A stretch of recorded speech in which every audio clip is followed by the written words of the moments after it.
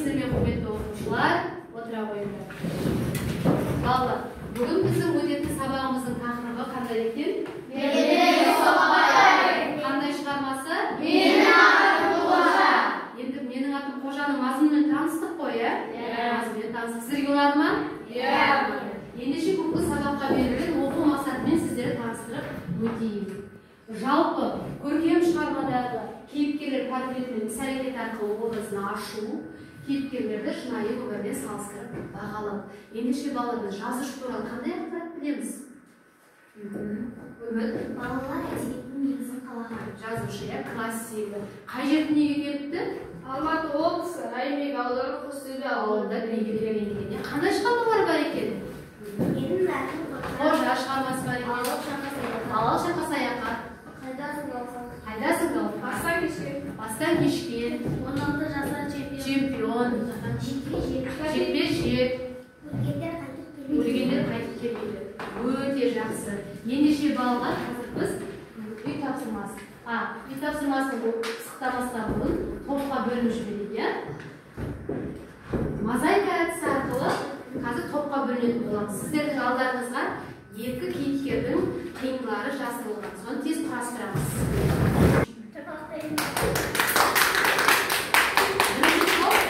Аяқтаған екен, иә? Ендеше бірінші топта қандай кейіпкер құрастырдыңыздар сіздер? Кімді құрастырдыңыздар?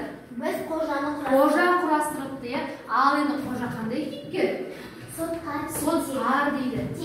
Тентек дейді. Ақылды дейді. Өзінің істегенін мойындайды қатесін дейді. Ал екінші топта қандай кейіпкер болды? Жанар. Жанар қандай кейіпкер болды? Ақылды. Биші, әнші. Мейірімді. Еншіліштігі де бар, е? Ақ көңіл дейді. Өте жақсы балалар. Ендеше балалар, үй тапсырмасын тексеру үшін, осы шығарманың мазмұнын қаншалықты меңгергеніміз үшін, қазір стоп кадр әдісі арқылы осы кинодан үзінділер беретін боламын, сәтте. Сол туралы сіздер маған баяндайсыздар, е? Осы тапсырманы орындаған кезде сіздерге мынандай бонустар беріледі балалар. Мына бонусты жинайсыздар, е? Екі бонус бір ұпайға тең болады, е? Ендеше кетті. Ал бірінші бейнеде, бірінші суретте қандай болғанға бейнеленген?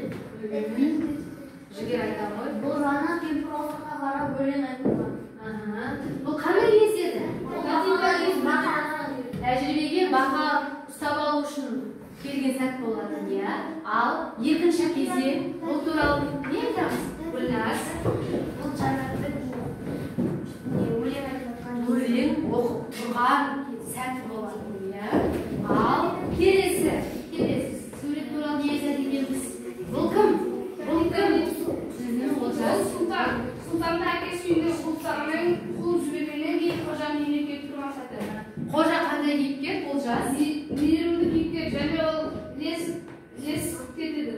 Ілесіп кеткен еді. Қожа ілесіп кетеді ғой сұлтанға. Сұлтан қандай кейіпкер? Сұлтан мен ол деген сотқар, өтірік, албағыш. Және қорлық жасайтын адамдар бар, е? Өте жақсы. Ал қандай кезең еді? Өзіменен жиналыс өткізіп жатқан. Қожаның өз-өзімен жиналыс өткізіп жатқан кезең болған, иә? Жиналыс не үшін өткізді, қалай ойлайсыңдар? Бұзық болмаймын.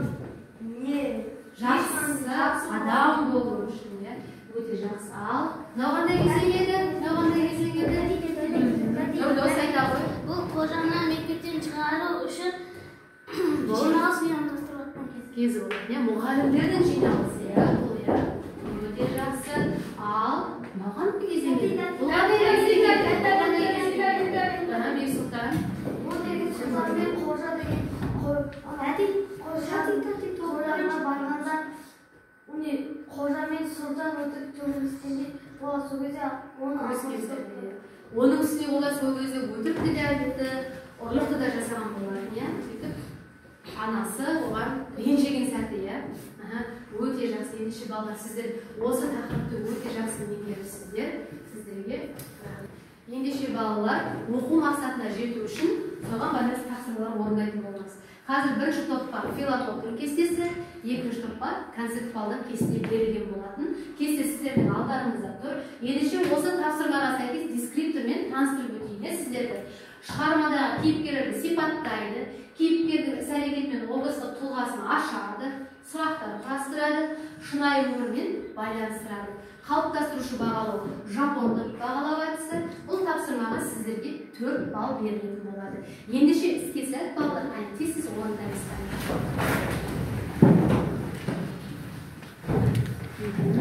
Филатондың кестесін орындай қойыңыздар. Ал сіздер концепт балдық кестені орындайсыздар. Енді бізде бірінші топ болғаннан кейін, сіздерге қандай кейіпкер берілді? Бізге берілген Кейіпкер Оспанов ағай болады. Міне Оспанов ағайдың суреті. Ендеше қане оқи қойыңыз. Оспан ағай тарих пәнінің мұғалімі. Қожаның әкесімен бірге соғыста болған. Қожаның әкесі туралы жақсы естеліктер айтады. Өте білімді, еңбекқор адам. Өмір мәнін тереңін түсінетін, дүниетанымы кең. Көкірегі ояу, көзі ашық жан. Ұлы Отан соғысының ардагері. Өз елінің үшін тыныштығын қорғаған. Кеудесін отқа тосқан қаһарман. Өте жақсы. Үміттің жауабы үшін 4 балл беріп отырмын. Келесі.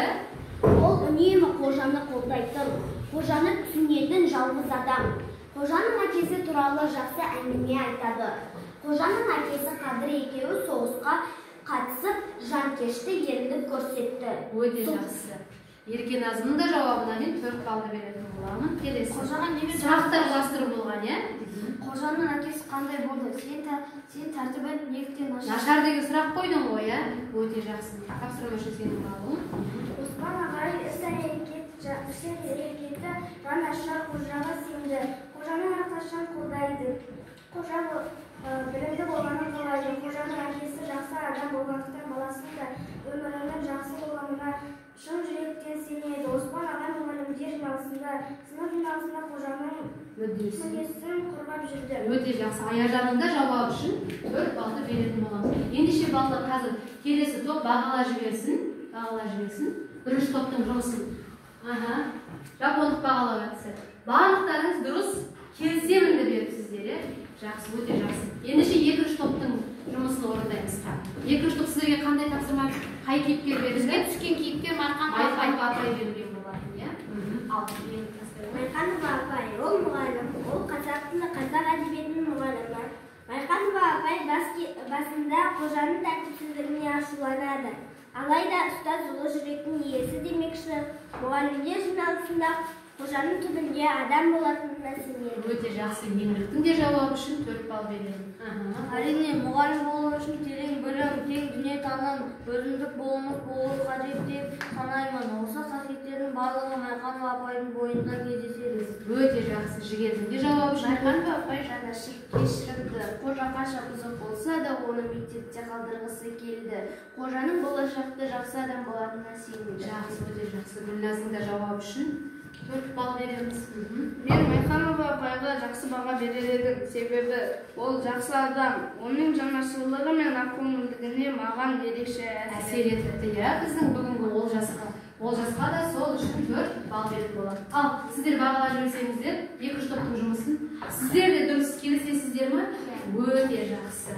Келесі тапсырманы орындайды. Үшбу хат әдісін қолдана отырып, шығармадан алған әсерімізді сипаттап, қожаға хат жазамыз қазір. Ендеше іске сәт хаттарыңды басасаңдар болады.